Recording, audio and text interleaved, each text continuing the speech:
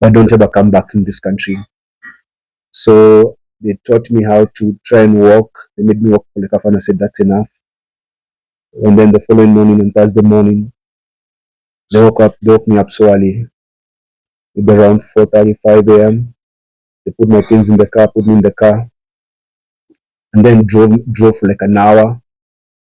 Stopped briefly, and then when they stopped briefly, they spoke outside. Then drove again. Then stopped again. Then told me we're gonna drop whatever you're going to drop. You don't open your eyes. Don't turn back. Don't look at us until you leave. So they told me Lala Chini. They kicked me out. Slept there on the floor on the side of the road. And then when I opened my eyes, there was a Boda Boda guy waiting for me. I think they'd already done a deal with the Boda Boda guy.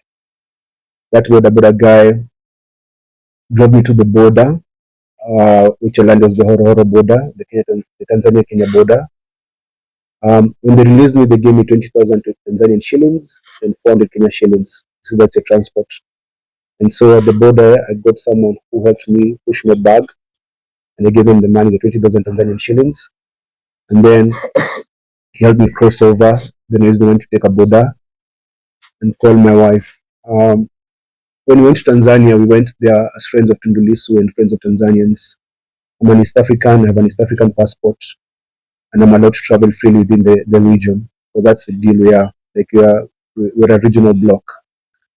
I did not go to that country legally, and I did not commit a crime. And that's why they did not take me to any court. So I was able to come back to this country. But when I came back, and when I go to the airport here in Nairobi, I asked the Ministry of Foreign Affairs, and which is the same thing that I'm asking today.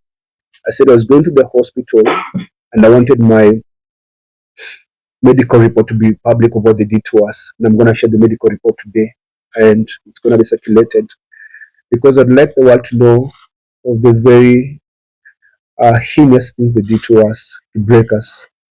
And they did that to silence us and put fear on us. And it's something that we learned that most Tanzanian activists go through similar things. They arrest you and they take you through sexual torture and tell you if you speak, you're going to humiliate you to your family and all that. And it's what they did to us is it breaks me. I'm not the same, but I know I'm gonna heal. And I wanted to share this because we have decided we should not be silenced. And we should let the world know what happened to us. Yeah, so my government let me down. My government sided with Suluhu's government and said we're interfering with Tanzanian politics. We were not interfering in Tanzanian politics. We went there as visitors, and we did not hide the reasons for our visit. I've been to Tanzania before, visited another political prisoner, Freeman Mbowe, who was Chadema's leader before Tundu Lissu. I was in Uganda when Bobi Wine was under house arrest. I went to Uganda when Sila Nyanzi was in jail, visited her in jail. I've done that in many other African countries because I'm an African. And I belong to this continent, and Africa is home. So that's why we're here. So we're here to share our story and to say that our bodies might be broken, but our spirits are strong. Forgive my tears. It's just that, man, my heart is not good, man.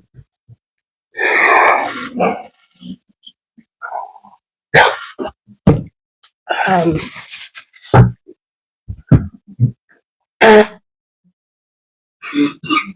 so yeah, hi everyone. I think everything Boniface has said is what I went through. Of course, everyone experiences what happens to us differently. So I will just focus on a few things that I thought about during that time. So the first time they put us in that car, the car is very dark, but they thought it important to add a blindfold. It's very tinted, very dark. Where they were putting me to sit, that's in the middle chair. there were guns. They had to first remove them so that I sit. So I am seated in the middle of two people. The one woman on that skirt and another man. Boniface is behind, also in the middle of two people, and there's another two people in front. So 6 people. So they blindfolded me, and I felt like I was suffocating. It was as if they have covered my nose, my mouth, and I couldn't breathe. I'd never been blindfolded my whole life. What's funny is that I thought that they would come. I knew that they would come. I just didn't know it would come in Tanzania. I have lived looking over my shoulders in Uganda, where I have made so many powerful enemies because of my work. So it was strange that the day I had dreaded, that I had known would come someday, was coming in Tanzania, where I hadn't done absolutely anything, not even go on the street to protest, which is also right, but at least they would have that excuse. They picked me from a hotel I was in. The hotel, which was shocking, was very happy to give them everything, access to our rooms. Like it looked normal to them. The lawyers we went with, and it was good that we knew what was happening in Tanzania. It was good to appreciate, because I have never seen where lawyers cannot say anything. We left that police station. So we'd been detained at immigration office for about 4 hours. We were at a police station for another 1 hour. They dismissed the lawyers, and the lawyers came to tell me they have told us you are being detained overnight. We will find you here in the morning. And I'm asking them a question. On what charge? Because after 5 hours, we don't know what charge. When I was being questioned, questions moved from Bonnie's gadgets, and I said, I don't have them. You came to my room. The only property of Bonnie's, you saw it, you checked it. From Bonnie's gadgets to what are you doing in Tanzania? Okay, when did it become a crime to go to Tanzania? But I came here legally. My passport was stamped. There's no notice anywhere that has said Tanzania is not allowing nationals into its country. Why were you at Tunduli's trial? Right? One, I know Tundulisu. Two, I am a journalist.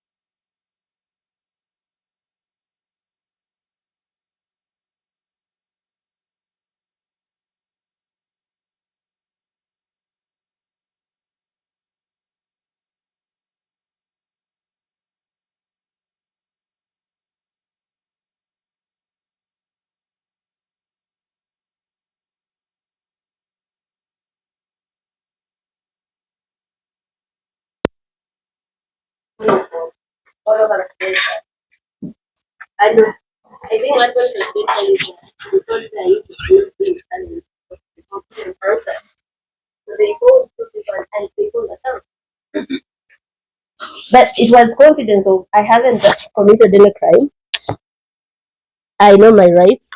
I haven't broken any law. So every time you're asking me a question, I am going to answer. And there are questions they would ask, and I would say, how is this question related to why I'm here? You have children. I said, what have my children got to do with this? And like Bonnie said, so we are being questioned by so many people. That room had, I think the room at the immigration office had around 7 people. All of them, every time I say something, they jeer with so much anger. It was as if we had done something very personal to them. So up to the point where we go to the police station. And this is something I've wanted to emphasize. So I come from a country that is also very dictatorial. full of impunity. But I never thought that one day I'll see I've found a country that is worse, a government that is worse. So my shock was that we are in the hands of public officials. They picked us from the hotel. They told our colleagues, because the elder General Mwangi asked the guy, I remember the first name being George, what's the issue? Why are you taking them? And they said, just for them to help us with some investigations, answer some questions. So the feeling was that let's not be accused of blocking any form of investigations. We have gone to answer the questions they have, however ridiculous, however disagreeable they are. But so these people know that the world, many people already know we are in their hands. We are taken to a police station. We're in the hands of a police officer. I am sure, like in any other East African country, even in Tanzania, the mandate of police officers, the core one is to protect citizens and their property. So we are in the hands of people that are supposed to protect citizens. But this person, that guy that was we later to learned to his name to be Faustin Mafere, called thugs to pick us from a police station, from his custody, without a care of, I am untouchable, not just here in Tanzania, but everywhere. So in Uganda, they kidnap people, they torture people also. It's not a secret, but at least they kidnap you from a street so that no one knows who exactly is responsible for this. And many times they would deny, no, we don't know where he is or where she is. Here, the public officials were not afraid at all of being the ones to call thugs, to send us to thugs to do what they did to us. And for me, that's a level of impunity that I cannot fathom, that we are at that stage where people, of course, when I was still shocked, I saw members of parliament also saying Martha Karua should have been raped or sent back home on oxygen, and they were openly in parliament. If that doesn't scare East Africans, that we are at that barbaric level, and for them, sexual violence is a go-to thing, like it's the first thing they think of. So anyway, so when we're talking, what they did to Boniface is exactly what they did to me. They get me out of the car. After they took Boniface, they had increased the volume of the gospel music they were playing. At first, I didn't know why, but I had Boniface screaming, and I knew they were trying to block that, me from hearing that. So they violently took me out of that vehicle, and they also ordered me to strip naked. Now, I was afraid. Many people think I don't get afraid. I mean, I know people who say it seems fear is not in Agatha's DNA, but I was afraid. I first got afraid when they blindfolded us. I think I had a moment of like almost a panic attack, because always my fear was being tortured. I always thought, I wish the day they get me, I have like poison and I swallow it so that I don't go through so much pain, so much humiliation. So I was afraid when they picked us up, and then I told myself, there's nothing you can do. There's no way out. There's no one saving you. You are blindfolded. You are like that sort of suffocation where there's no way out. So I found myself having this calm of accepting, whatever happens will happen. You have to prepare yourself for it. Now, when they say take off your clothes, I realized I hadn't prepared myself for that. So, of course, I hesitated. I'm so afraid. It had already been clear these are not people who have come to talk to you for a conversation where you can even beg or whatever. No, they had come with one instruction: inflict as much pain as you can. So before I say anything, there's one. I remember the first blow was on my back, because I didn't undress immediately. And after that blow, they started taking off the clothes themselves, as forcefully, as violently as you imagine, because they're taking off and even about to fall down, because I had a jumper that is very tight in the neck, so by the time they get it out and everything, they take everything off. So there are layers of vulnerability. That is like the topmost. You're already in the hands of criminals, clearly. You're already blindfolded. Now you've been stripped naked. You don't know what's happening. You don't know what's in front of you in your, complete uh, nakedness and all. So yeah, they tie me up. They first handcuff me, but before handcuffing me, they put my jumper that I was wearing, put the handcuffs on top. But still, it still left marks anyway. Yeah, so they tie my legs, my arms to my legs, and they also, put like something wood, like a stick in between, and then they carry me upside down like that. And the rest is everything they did to Boniface. They are inserting something in your anus so bad, like so deep, you want to beg them to actually rape you in the right place, because you are thinking it can't be as painful as this. Of course, that's in the moment of that pain. But after that, you thank God that now you're not dealing with HIV, other diseases, being, you know. So they didn't use their sexual organs. That was, and I hate to say, a relief with all that happened, but it could have been worse. I didn't see a way out of that. I didn't think we'd get out of that alive. It brings me to what I have, wanted to tell the citizens of East Africa. We are alive because of you. And it's important that we've now understood that as East African citizens, we are on our own. We are on our own, and we are saved by you, ordinary people. No guns, no office, no money, no nothing. The noise everyone made.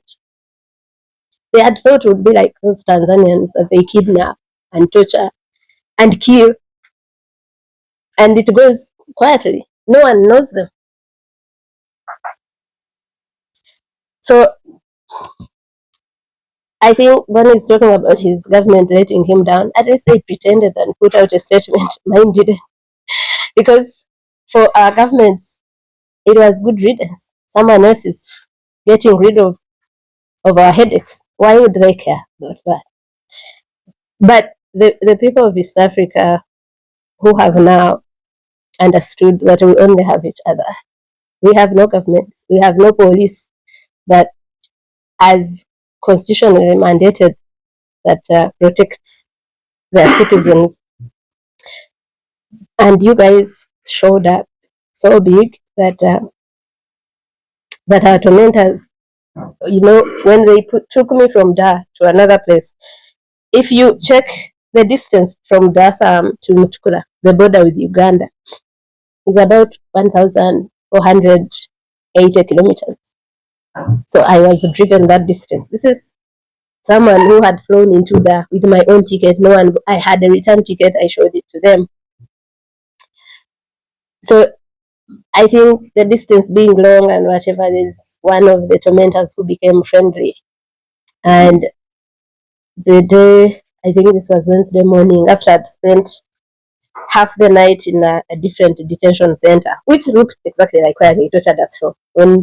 When we saw the facilities, like the toilet where they would then take off the blindfold, the toilet was the same, the bucket that is in there. So it was also another government detention center. And I started refusing to eat. By this time, they were giving us painkillers to heal our injuries. Like when I said, we couldn't walk. For 3 days, I couldn't step down. The feet were so swollen. Has your skin ever become so tight that you think if you stepped on something, it would pick it or it would burst. That's how under my feet were, and we couldn't walk. So they kept giving me painkillers. They almost overdosed me on them because I later saw the paper that had the painkillers. It was saying 1 times 2, and I think they gave it to me. There's a time they gave me 4 times a day. So now I realize they are interested in us going out in a better shape. So I refuse to eat, so that now it's urgent for them to let me go. So this guy comes to plead with me to eat and says, these people didn't know they had arrested you're very popular. Everyone is looking for you, and shows me some of the protests that were happening. I think he opened either Facebook and I saw Hussein and Hanifa at the Tanzanian embassy with our photos and placards. And that's part of a home. I think, because when we're going through, and things are so many to tell you, there's just no time. So when we are being driven from that detention center in Dar, so at first I think they're taking us back to the police station because that's what they are told our lawyers. Then the drive becomes so long. Then I think maybe they are taking us to the airport. Then it still becomes so long. People who were picked at around 9 a.m., nightfall came and were still driving. And the car is being driven so fast. I cannot describe to you the psychological torture. You're blindfolded. You're still with these killers. So I think the psychological torture of those days of driving for me was worse than the physical torture I endured earlier. Because I kept thinking they are going to throw us in the park to be eaten by animals. Or sometimes I would hear as if the ocean is roaring near us, and I would think they would throw me in the ocean. And you're thinking that, you would be one of those people whose families never know whether you're dead or alive, whether you would return or not. And I went through that for the whole day and night. And so we're saved by ordinary people. And it's from ordinary us East Africans that justice will come. I think when everyone would ask, can we help you with something? Do you need something? Especially those that are powerful, the diplomatic community. I found so many messages on my phone from some of them in Uganda, and I would say, the only thing I want is justice. It's what kept me going in that situation. I was feeling so much pain, and that whole night I asked, what did we do to deserve this? What's the point to this pain? And I came to a consolation that maybe the point to this pain is that other Tanzanians, the Tanzanians have told you that are picked up and tortured and killed and no one knows them, is that they get justice.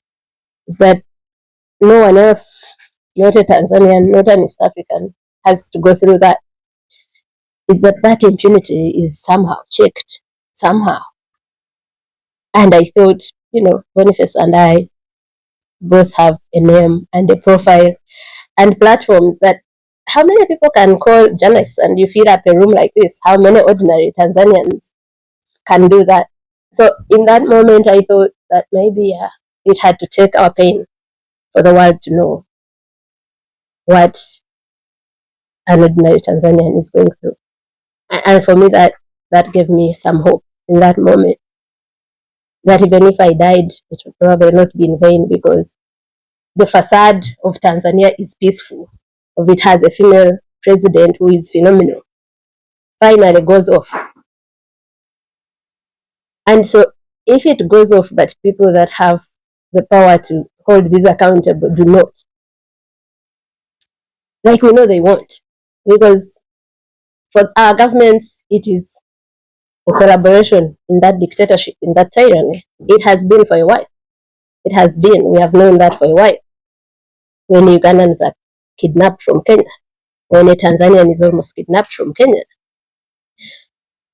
So it becomes that we are the ones that will do that. And of course, Kenyans are already doing a good job by publishing all those people's names phones, pictures.